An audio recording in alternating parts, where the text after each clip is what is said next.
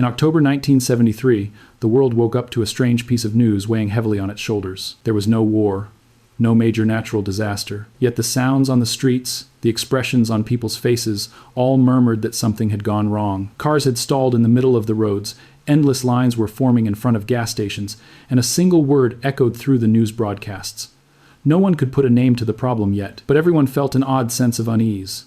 The very foundation of modern life seemed to be collapsing. This was the 1973 oil crisis, and it would mark a blow not only on economic encyclopedias, but on the collective memory of humanity. The origin of the crisis lay in the Middle East. On the 6th of October, 1973, when Egypt and Syria launched a large-scale attack on Israel, the world immediately sensed it was being pulled into another war. The United States did not withhold its support for its ally, Israel arms transfers, emergency ammunition deliveries, intelligence assistance. Arab nations saw this as a direct act of war, and for the first time in history, they used a silent yet globally felt power: oil. The decision was firm.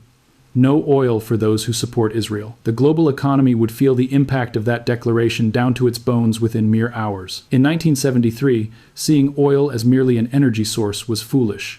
It was the unembodied form of modern life itself. Without oil, cars would not move, planes would not take off, factories could not operate. Even electricity production stood in the shadow of oil. Renewable energy was non-existent.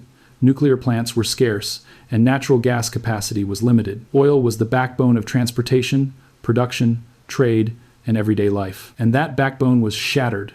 Within weeks, oil prices surged by 400%, an economic heart attack on a global scale. In the United States, miles-long queues began forming in front of gas stations. People who left early just to get from point A to point B spent hours waiting in line, only to discover that the tanks were empty when their turn finally came. Police were deployed in many areas to prevent fights. Some station owners even hired private security. The government took drastic measures to maintain control. Weekend fuel sales were banned.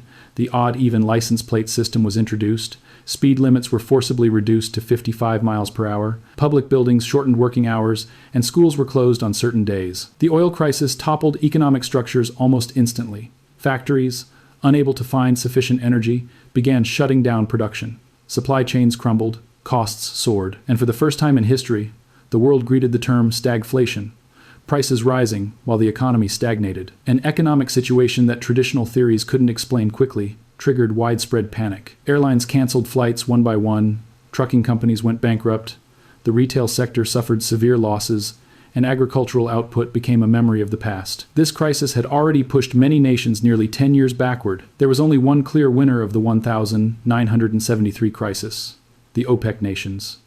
The dramatic rise in oil prices brought extraordinary wealth to Middle Eastern countries. These revenues laid the groundwork for the creation of modern cities, major infrastructure projects, and entirely new economies. The foundations of Saudi Arabia becoming a dominant force in the global oil market were built here. Meanwhile, the Western world found itself forced to rethink its entire energy strategy. This crisis paved the way for renewable energy to be taken seriously for the first time, and for strategic petroleum reserves to be established. Everything we now call energy diversification was born from the necessity created in 1973. In this sense, the oil crisis wasn't just a chaotic period, but also a capsule in which the global energy system was redesigned.